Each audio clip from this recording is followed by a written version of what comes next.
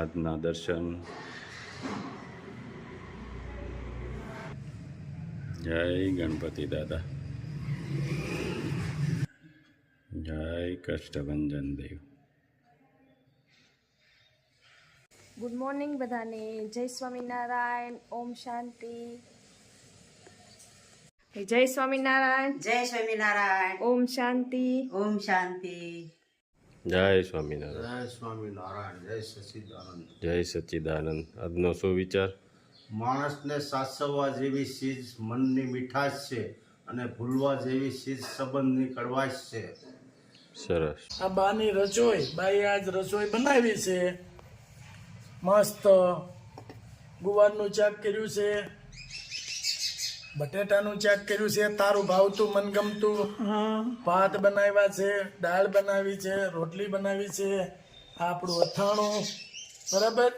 પણ આજ બાઈએ નવીન શાક બનાવ્યું છે બટેટાનું. મને બટેટાનું ઓછું ભાવે, એટલે આજ બાઈએ નવીન બનાવ્યું છે. કઈ રીતે?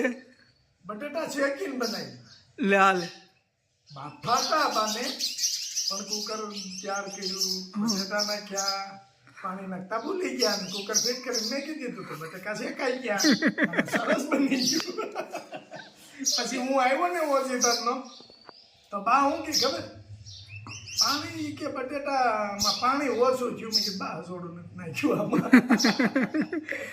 ભૂલી જાય ઉંમર પ્રમાણે. હવે ભૂલી જાય છે ને, એટલે મારે આટો ફેરો ક્યારે મારવો પડે એમ.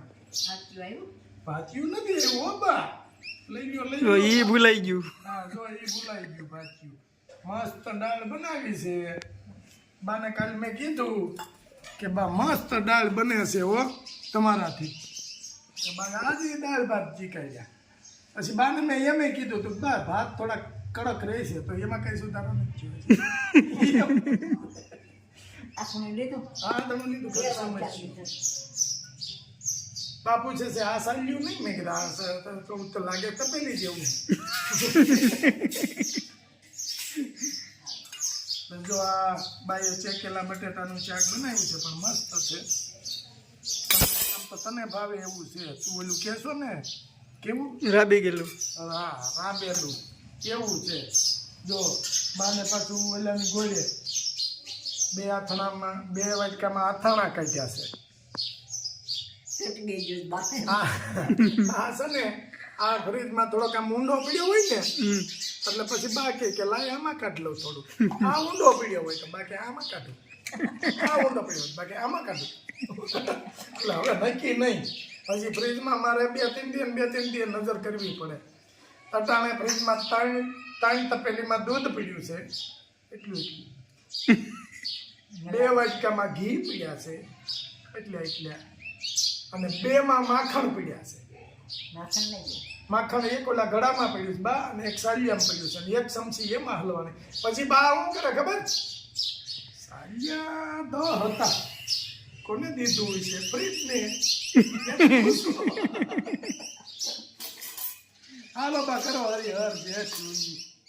હા, ભગવાન જે કરી સારું જ કરે. ગુવારનું શાક નહીં. અને બાઈ આજ તો જો પાટિયામાં દાળ બનાવી છે.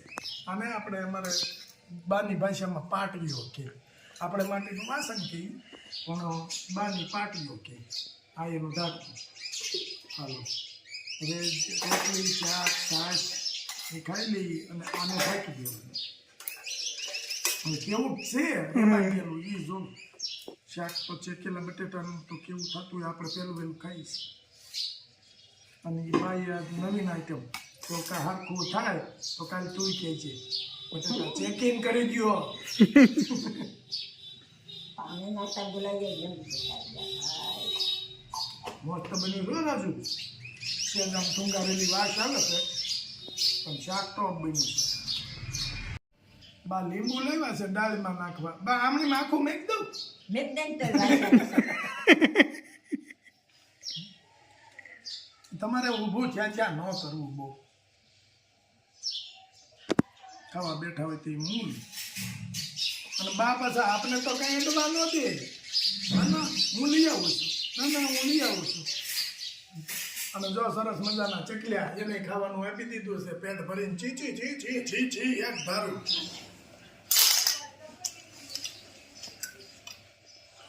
હાલો સારા જય સ્વામિનારાયણ. જય સ્વામિનારાયણ. સારું હાલો ગુલાબભાઈ. જમી લ્યો. તારે આ જો શેકેલ બટેટાનું ખાવું એટલે લેતો જા. સારું સારું હાલો. હા જય સ્વામિનારાયણ.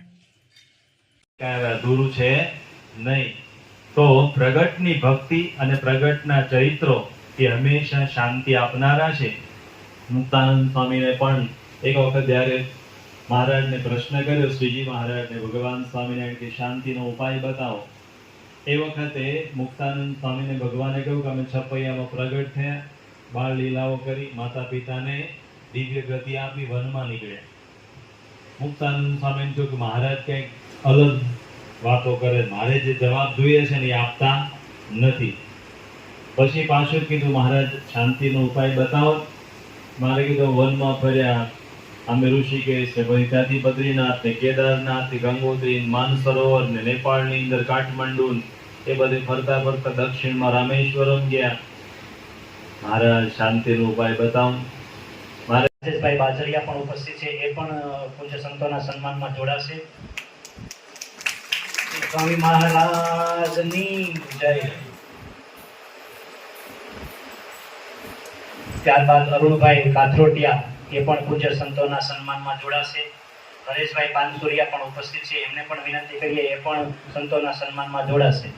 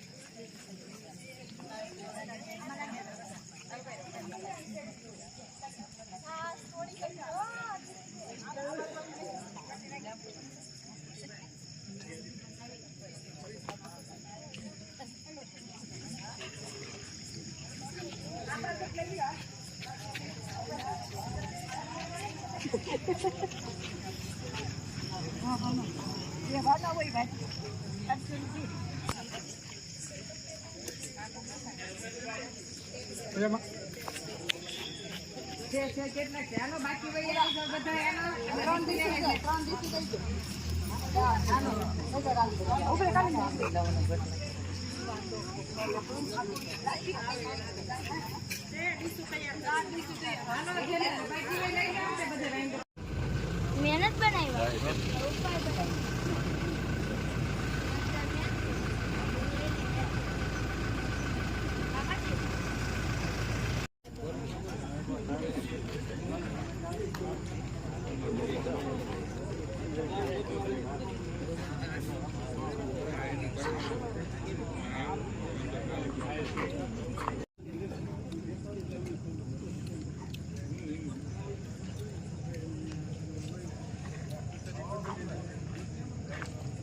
રાજુ જમવાની ઉપર ને